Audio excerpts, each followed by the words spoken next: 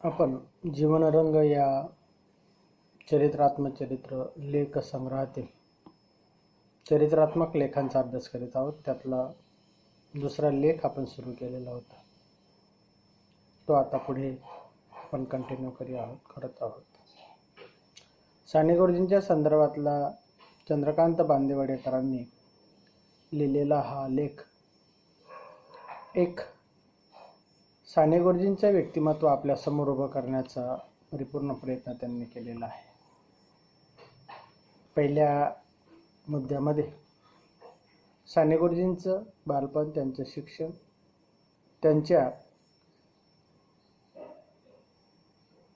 स्वातंत्र्याबद्दलचं प्रेम, स्वातंत्र्यावरची निष्ठा, त्यांच्या ठिकाणी असलेला ओजस्वीपणा, वामनमूर्ती असली तरी जेव्हा ते भाषण द्यायला उभे राहत त्यावेळेस लहान लहान वाक्यांच्या माध्यमातून त्यांनी उभं केलेलं स्वातंत्र्य देवतेचं चित्र,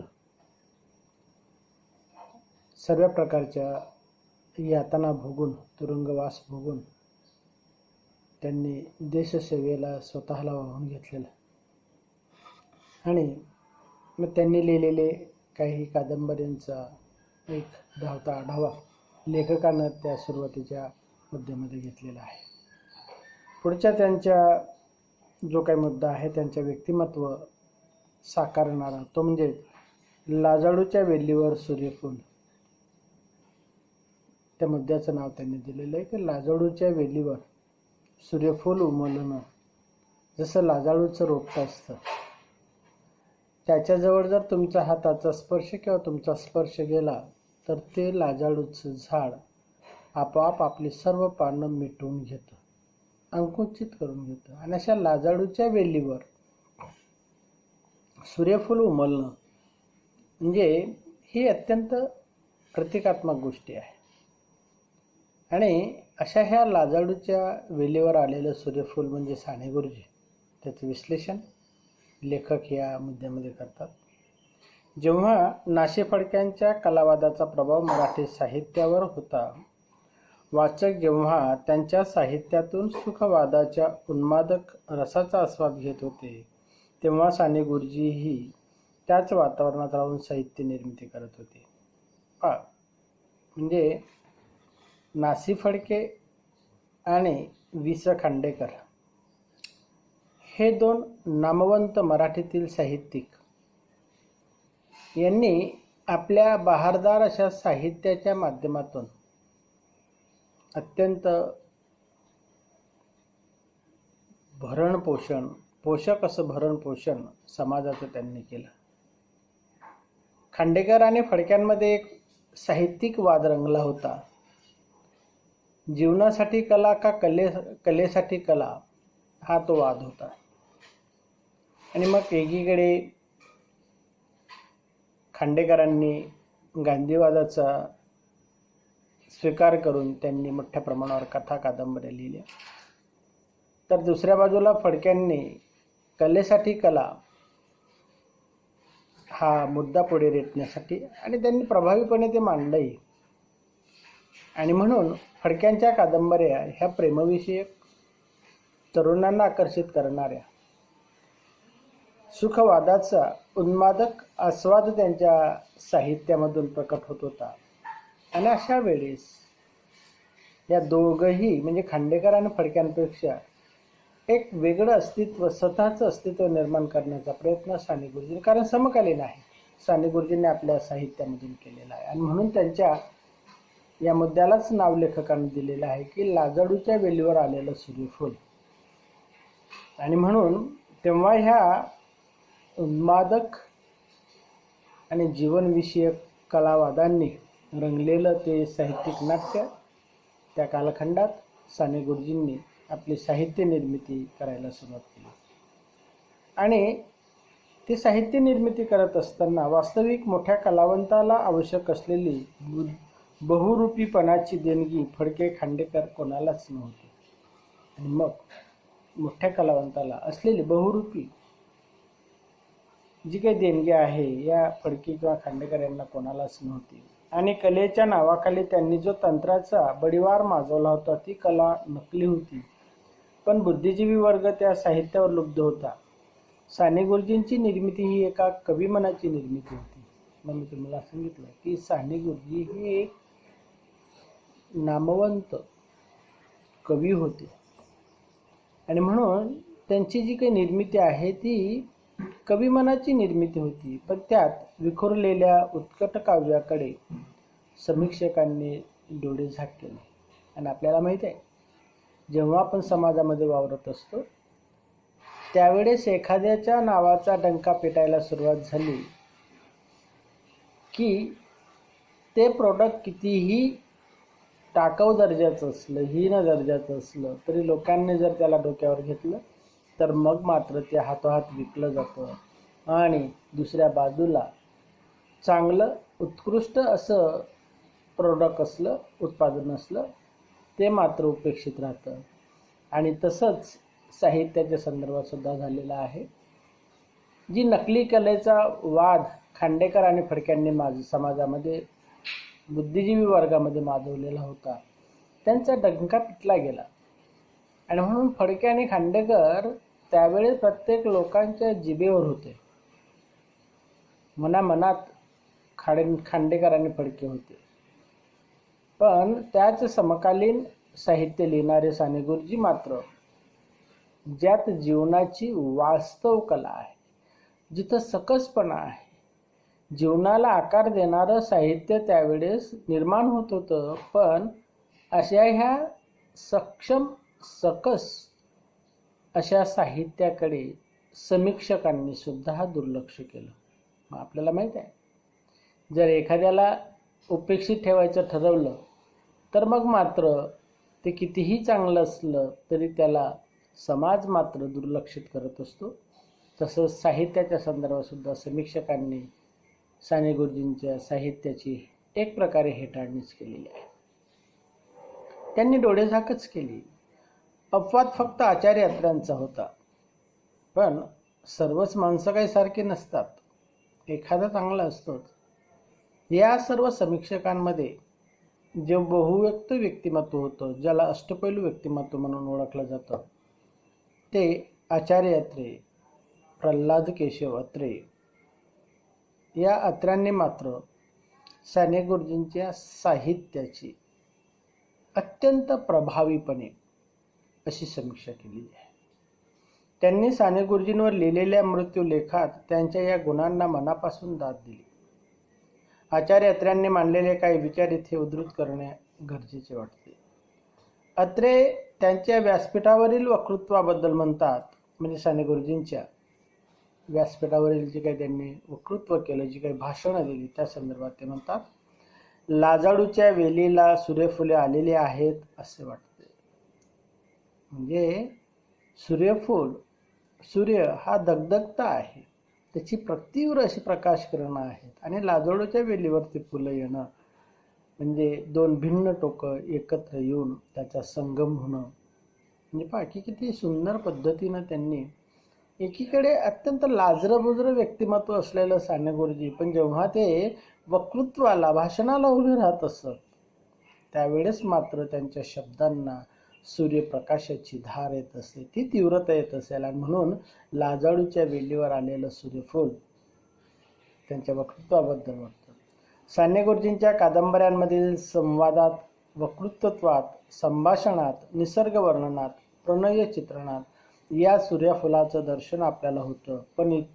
पण इतर उन्मादक राजस प्रणय वर्णनांसमोर साने गुरुजींनी रेखाटलेल्या प्रणयातून अंतर्भूत असलेलं सात्विकतेचं उन्मेष पसंतीला उतरणं कठीणच होतं.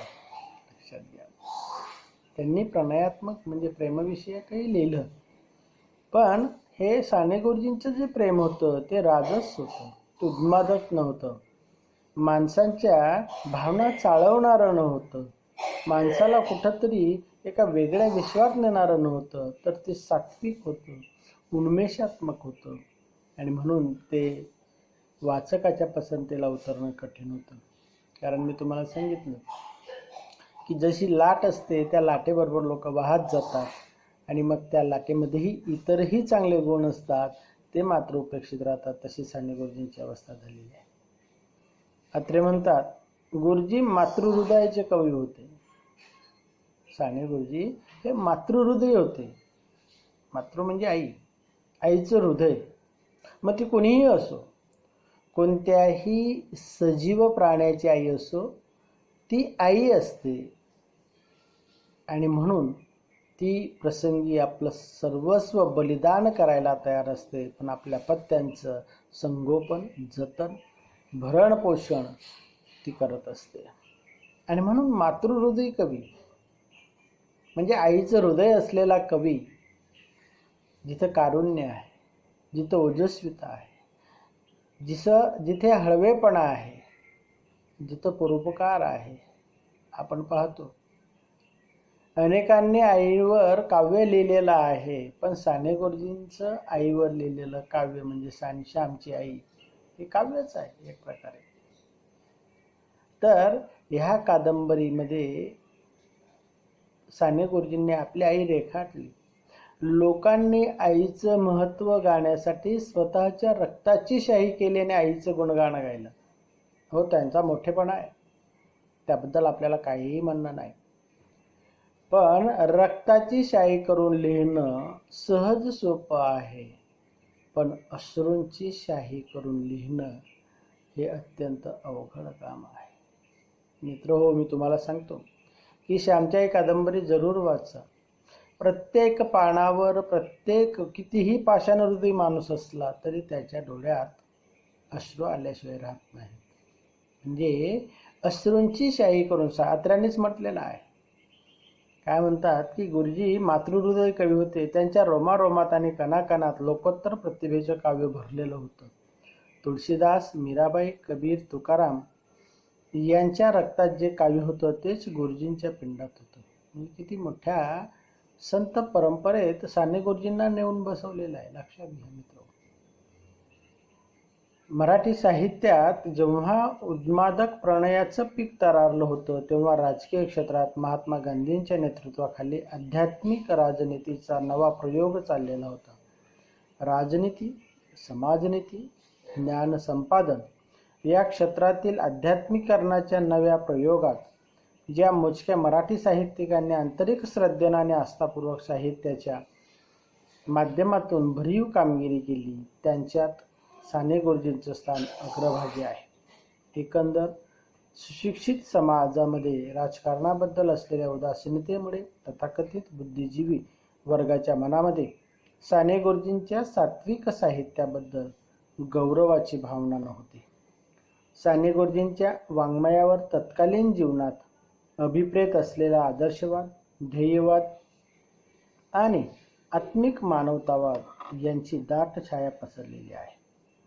काम प्रेरणेचं महत्त्व मानताना मनाला काम वासनेची गुहा मानणाऱ्या साहित्यिकांच्या प्रभावळीत माणसांच्या ऊर्ध्वगामी चैतन्याचा समर्थक, सशक्त आविष्कार करणारं साने गुरुजींचं साहित्य महत्त्वाचं ठरतं. आचार्य अत्र्यांनी हे मर्म नेमके हेरले दिसते. नंदुरबारचा कोवळा शिरीष कुमार, माथेरानचा कोवळा मनोहर कोतवाल, 9 गोळ्या खाणारा वडूजचा परशुराम पहिलवान, फासावर चढलेला कराचीचा हेमू आणि नागपूरचा विष्णू या हुतात्म्यांच्या बलिदानाचे पोवाडे जेव्हा आपल्या काव्य रूपवाणीतून गाऊ लागतात, तेव्हा 20-25 हजार लोकांच्या डोळ्यातून अश्रूंचे पाझर वाहू लागतात. पाषाणांना विरघळवणारे, पर्वतांना वाचा फोडणारे आणि आकाशाला गहिवरणारे जेवढे प्रसंग या देशात घडलेत, तेवढ्यांची नोंद साने गुरुजींनी आपल्या वाङ्मयात करून ठेवली आहे. हुतात्म्याच्या आनंदाने अंगीकार करणाऱ्या तरुणांच्या मनोभूमिका ज्या आहेत, ही गुरुजींची स्व अनुभवाची गोष्ट. अशा प्रकारच्या धडपडणाऱ्या मुलांचं प्रत्येकाने वास्तव चित्रण साने गुरुजींनी साहित्यात सहजपणे उमटलेलं आहे. आम्ही तुम्हाला सांगितलं की 1937 साली साने गुरुजींनी लिहिलेलं धडपडणारी मुले ही जी कादंबरी त्यांनी लिहिलेली आहे, ह्या कादंबरीमध्ये वाचा मित्र, स्वातंत्र्य मिळवण्यासाठी ज्या हुतात्म्यांनी आपल्या प्राणाची आहुती या स्वातंत्र्य यज्ञात दिलेली आहे, त्यांचं गुणगान करणारं, त्यांच्या ध्येयाचं, त्यांच्या सामर्थ्याचं वर्णन करणारं, मातृहृदय रूपानं वर्णन करणारे साने गुरुजींनी अत्यंत समर्पक असे चित्रण केलेलं आहे. त्यानंतर आपण येतो ते म्हणजेच मनुष्यत्वाची ऊर्जा या मुद्द्याकडे. विद्यार्थ्यांच्या मनात प्रवेश करून त्यांच्या व्यक्तिमत्वाला वेगळा आकार देणाऱ्या एका कर्मयोगी शिक्षकाची आत्मसमर्पणयुक्त कथा म्हणजे धडपडणारी मुले. लक्षात घ्या मित्रांनो, मुलांच्या मनामध्ये प्रवेश करून आणि मनामध्ये प्रवेश केल्यानंतर त्यांच्या व्यक्तिमत्वामध्ये वेगळा आकार देणं, त्यांच्या व्यक्तिमत्वालाच वेगळा आकार देणं, ही कर्मयोगी शिक्षकाची आत्मसमर्पणयुक्त कथा आहे. धडपडणारी मुले. निरपेक्ष, प्रेममय आणि त्यागमय जीवनाची ही कथा स्वामींच्या माणुसकीची ऊर्जा सत अभिरुचीची वाचकाची पकड घेते. स्वामींमध्ये आध्यात्मिक आणि आत्मिक जिज्ञासा आहे आणि त्यातून कधीतरी उद्भवणाऱ्या उदासीनतेमुळे येईन कर्मचक्रात त्यांचं मन करुणेनं उथंबून येतं. 1950 मध्ये साने गुरुजींनी स्वेच्छेने आत्मत्याग केला. त्याआधी त्यांनी लिहिलेल्या पत्रात साने गुरुजींची जन्मजात उदासीनता व्यक्त झाली आहे. स्वामींमध्ये साने गुरुजींचं प्रतिबिंब आहे. गांधीवादी विधायक कार्यक्रमाने भरलेलं वातावरण यात आहे. तत्कालीन विद्यार्थी वर्ग या कार्यक्रमात सामील झालेला होता, पण मराठी साहित्यात दुर्दैवाने या भारलेपणाचे चित्रण जवळजवळ नाही. धडपडणारी मुले पुनर्जन्म मध्ये सात्विक प्रणय भावनेचे प्रभावी चित्रण आहे. 1940 मध्ये प्रकाशित झालेले क्रांती, आस्तिक, सती या कादंबऱ्यांमध्ये माणसाच्या उदात्ततेचे दर्शन घडवणारे, त्यागमय, ऊर्ध्वगामी प्रेमाचं चित्रण करणारे त्यांची लेखणी फार ओजस्वी आहे. क्रांतीमध्ये तत्कालीन राजकीय जीवनाचं प्रभावी चित्रण, तर सतीमध्ये प्रणयाची शोकांतिका, प्रेम आणि कर्तव्य यांच्यामधून निराशेची वाट चोखाळत ती कहाणी समाप्त होते. आस्तिक, नाग आणि आर्य यांच्या संघर्षाच्या पौराणिक कथाच्या मिशानं तत्कालीन हिंदू मुसलमानांच्या संघर्षगाथेची अखेर करण्यासाठी आत्मत्याग आणि हुतात्म्य यांची गरज असल्याचं प्रतिपादन करते. यातील माणसत्तीचे ध्येय निष्ठ, निष्ठावान, श्रद्धाळू आणि उच्च मूल्यांसाठी हौतात्म्य पत्करणारी वत्सला, नागांध, कार्तिक, कृष्णा यातील प्रेमाचं स्वरूप, तसेच सात्विक आणि संयमित प्रणालीतील अर्थतेचे वासनेचा लवलेश नाही. आत्मिक ओढा मात्र ती अस्वाभाविक व कृत्रिम वाटत नाही. हिंदू मुसलमानांच्या संघर्षानं चिंतित झालेले साने गुरुजींचं मन या पुराणकथेच्या द्वारे भावनात्मक ऐक्याचं भव्य स्वप्न पाहतं. या भावनात्मक ऐक्यासाठी म्हणजे हृदय परिवर्तनासाठी आत्मत्यागाची, हौतात्म्याची तयारी असणारी माणसं निर्माण होतात व परीक्षिताच्या नागांचा समूळ उच्छेद करण्याचा कठोर निर्णयाचा दुर्ग कोसळून टाकतात. गोड शेवट मध्ये साने गुरुजींनी खानदेशातल्या एरंडोल गावाच्या पार्श्वभूमीवर जगन्नाथ आणि गुप्ता यांच्या अपूर्व मित्र प्रेमाची जोड गाथा शब्दबद्ध केली आहे. मराठी कादंबरीत एखादं गाव, एखादं शहर पात्र म्हणून येण्याची घटना पुढे पेंडसे, दांडेकर यांच्या वाङ्मयात घडते, पण त्याआधी साने गुरुजींनी एरंडोल गाव या कादंबरीत साकार केले आहे. त्यातील जगन्नाथ आणि तमिळ कन्या कावेरी यांच्या अनोखा प्रेमाचा उत्कट आविष्कार मनोवेधक आहे. दयाराम भारती हे क्रांतिकारक व्यक्तिमत्व हा या कादंबरीचा वैशिष्ट्यपूर्ण घटक. मराठी कादंबरीत हा एक वेगळा आविष्कार आहे. रामाचा शेला 1944 ही देखील मधुर आणि आर्त प्रणयाची कथा आहे. उदय आणि सरल यांचं प्रेम एक दुर्दैवी वळण घेऊन सफल होतं. लोकसेवेच्या गंगेत आपल्या जीवन सरितेचं विसर्जन करण्यात हे दोघंही आपल्या जीवनाचं सार्थक म्हणतात.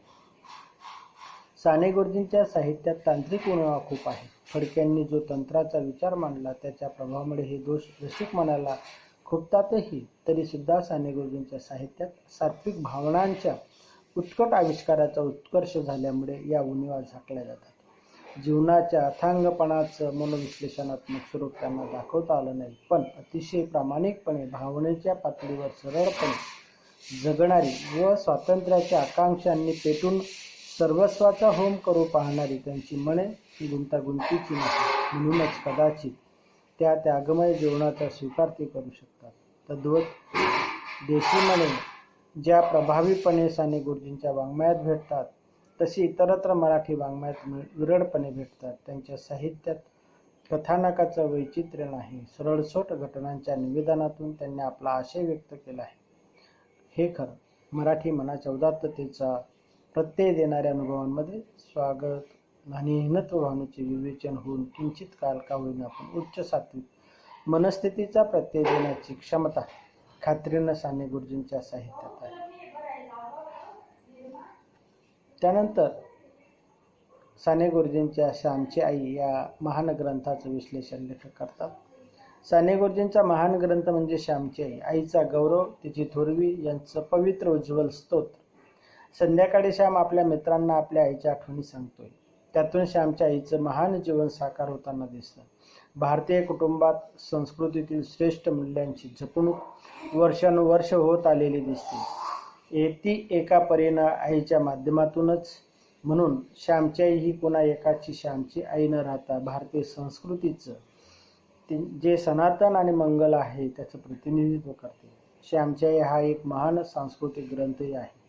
अतिशय सुरस कथनशैलीच्या माध्यमातून परंपराप्राप्त आदर्शाचा वस्तुपाठच यातून घालून दिलेला आहे. यातील कितीतरी घटना प्रसंगांचा आस्वाद घेताना सात्विक भाव वाचकाच्या मनात उचंबळून येतात. करुणा, वात्सल्य आणि शांती या रसभावनेमुळे वाचकाला आपले जीवनविषयक जाण अधिक भावविश्व यांचा विस्तार झाल्याचा अनुभव येतो. ओघवती प्रासादिक भाषा काव्यात्मक अनुभवाचा जागोजागी प्रत्यय देते. श्यामच्या व्यक्तिमत्वाची कथा सांगणारी श्याम ही 2 खंडातली कादंबरी ही लोकप्रिय झाली. मराठीतल्या पहिल्या दर्जाच्या ग्रंथांची निवड करायची झाली तर त्यात श्यामची आईला निसंशय स्थान मिळेल.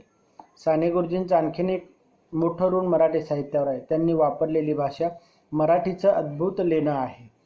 इंग्रजी भाषेच्या अनुकरणानं सफाईदारपणे केलेली भाषा, उपमा, दृष्टांतांनी चमत्कृतीपूर्ण केलेली भाषा यापेक्षा अगदी वापरलेली जी साधी सोपी सहज प्रकट झालेली साने गुरुजींची छोटी छोटी वाक्य आणि मराठी संस्कारांनी भरलेली भिजलेली शब्दकळा तन्मयतेनं तन्मडीतून आणि आंतरिकच्या ओलाव्यातून आर्द्र झालेली आहे. त्यांची भाषा वैदिक परंपरेपासून लोकसाहित्याच्या अनागर संस्कारापर्यंत सर्व काही पचवून आतून समृद्ध पण वरून भुडी वाटणारी त्यांची वाक्भीमा सहृदय वाचकांच्या मनात एकदम ठाव घेते. आणि मग कवी मनाचं त्यांचं जे साहित्य आहे हे पूर्ण साहित्य संस्कारक्षम साहित्य आहे आणि या संस्कारक्षम साहित्यातून त्यांनी आपलं व्यक्तिमत्व साकारण्याचा प्रयत्न केलेला. समाज मनावर संस्कार करण्याचे उद्दिष्ट बाळगून साने गुरुजींनी साहित्य निर्मिती केली. मुख्यत्वे किशोर व तरुण वर्गातील संवेदनशील वर्ग त्यांच्या नजरेसमोर होता.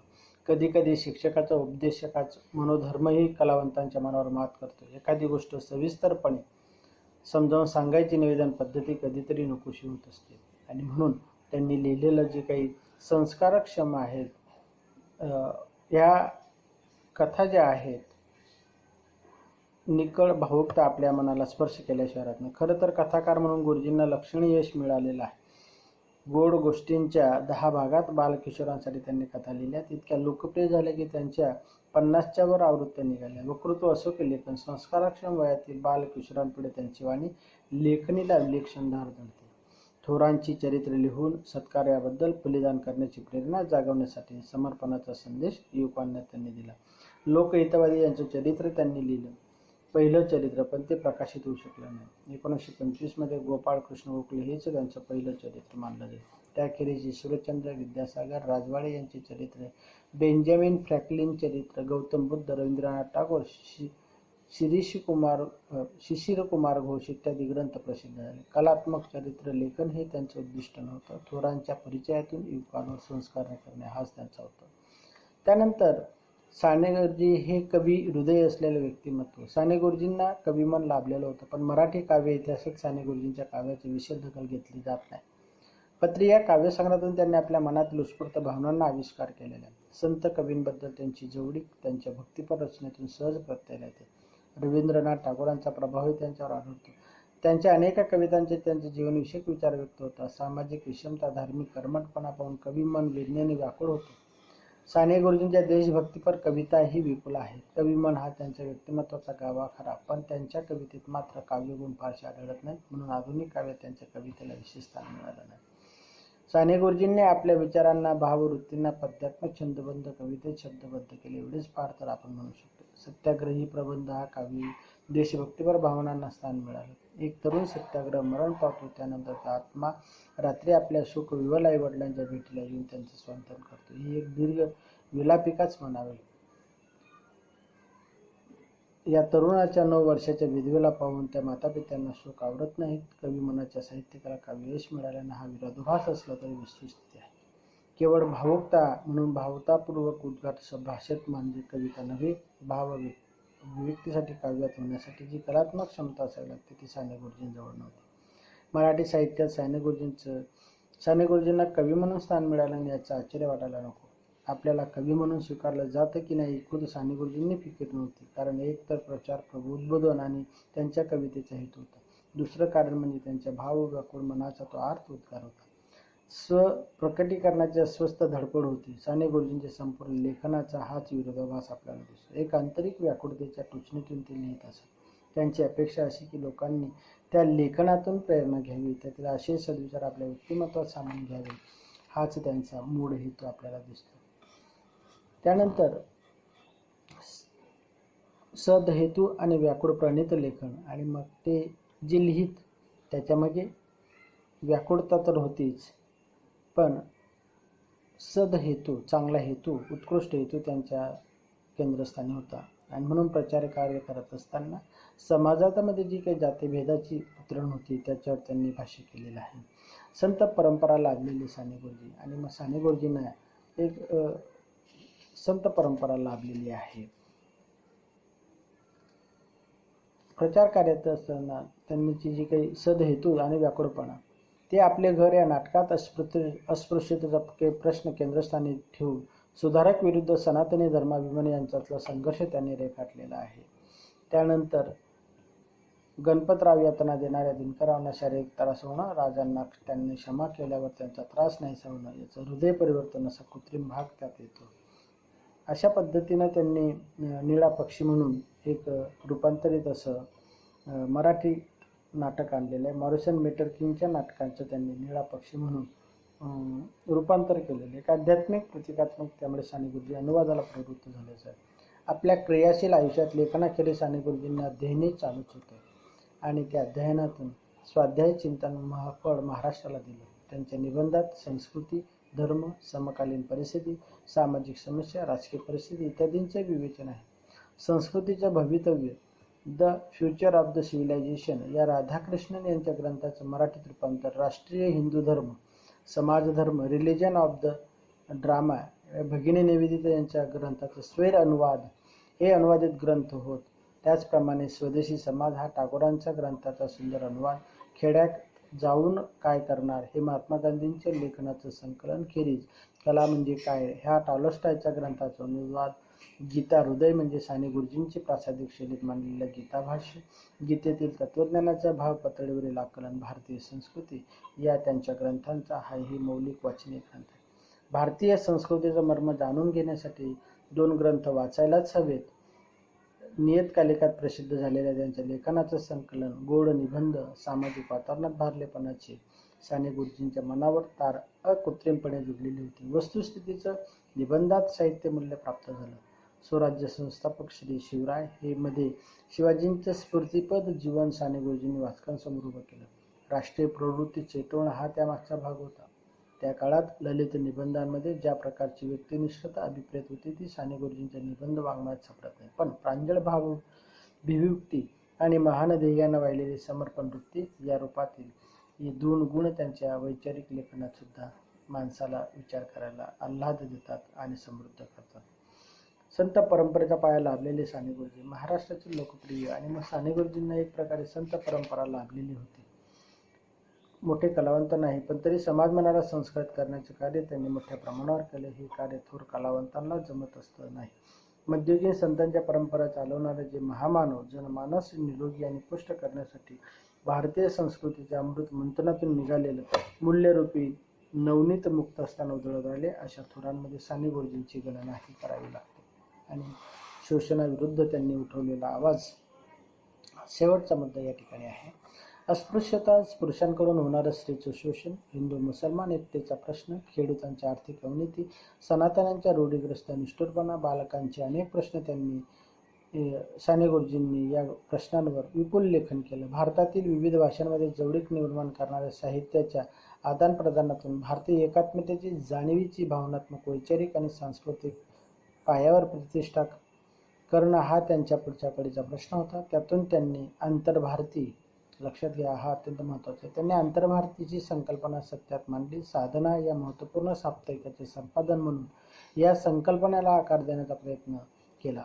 आंतरभारतीची संकल्पना हे एक अतिव सुंदर स्वप्न आहे. ते स्वप्न अधिकाधिक वास्तवात आणणं म्हणजे साने गुरुजींच्या व्यक्तिमत्वाचं आणि कार्याचं खऱ्या अर्थानं स्मरण ठेवणं होय. साने गुरुजींच्या आदर्शाची स्वप्न पाहतो, पण स्वप्न पाहणारा माणूस आणि कवी मनाची व्यक्ती निष्क्रिय असते. या समजुतीवर त्यांनी आपल्या अविरत कार्यमग्नतेचा प्रहार केला. तसेच आस्तिकतेमुळे माणूस कार्यक्षमतेतून विरक्त होत जातो आणि ती माणसाला बुद्धिवादी कार्य हाती घेण्यापासून प्रवृत्त करते. या समजुतीलाही साने गुरुजींनी सुरुंग लावलं. वास्तविक भारतात आस्तिक वृत्तीच्या महात्म्यांनी जेवढं प्रचंड कार्य केलं त्यात शतांश तथाकथित बुद्धिवाद्यांनी केलेलं नाही असं निसंदिग्धपणे म्हणता येईल. मूल्यांचे ठोस आदर्श पाहणाऱ्या व्यक्ती प्रत्यक्ष सांसारिक कर्मापासून अलिप्त असू शकतीलच कशा? जातीयवाद, धर्मवाद इत्यादी रूढींनी चिरफाडलेल्या आपल्या समाजाच्या उणीवा जमेस धरून सुद्धा साने गुरुजींनी या समाजाला आपल्या मूलभूत चैतन्याचं स्मरण करून देत होते. निस्सत्व झालेला समाज सुद्धा चांगल्या वाईटाचे पारख हे कात्नरिक जाणीवेनं करू शकतो. त्यांचा सामूहिक निर्णय सहसा चुकीचा ठरत नाही. या उलट गेल्या 200 वर्षात आधुनिकता आणि बुद्धिवाद यांचे संस्कार झालेला भारतीय सुशिक्षितांचा गट स्वतःचा स्वार्थ साधण्याखेरीज जीवनाची उदात्तता आपल्याशी करू शकत नाहीत. ही मुठभर लोकात साने गुरुजी आदराला पात्र ठरू शकले हे उघड आहे, पण सामान्य माणसानं मात्र त्यांना डोक्यावर घेतलं हेही तितकंच सत्य. याच सामान्य भारतीय माणसानं आपल्या अंतस्थ जाणीवेच्या बळावर लोकमान्य टिळकांना शिरोधारी मानलं, महात्मा गांधीजींवर जीव ओवाळून टाकला. सामान्य जनतेची आंतरिक विवेकबुद्धी घडवण्यात ज्या थोरांचा वाटा होता त्या नामावलीत साने गुरुजींचं नाव झळकत राहिलं. हे अत्यंत समर्पक असं विश्लेषण चंद्रकांत बांदिवडेकरांनी एक धावता आढावा साने गुरुजी आपल्यासमोर उभा करण्याचा प्रयत्न केलेला आहे. एक चरित्रात्मक उत्कृष्ट लेख म्हणून किंवा एक उत्कृष्ट व्यक्तिमत्व म्हणून साने गुरुजींचे व्यक्तिमत्व आपल्यासमोर साकार होताना दिसतं. तर अशा पद्धतीनं जीवनरंगमधला हा दुसरा लेख जो आहे तो आज परिपूर्ण झालेला आहे.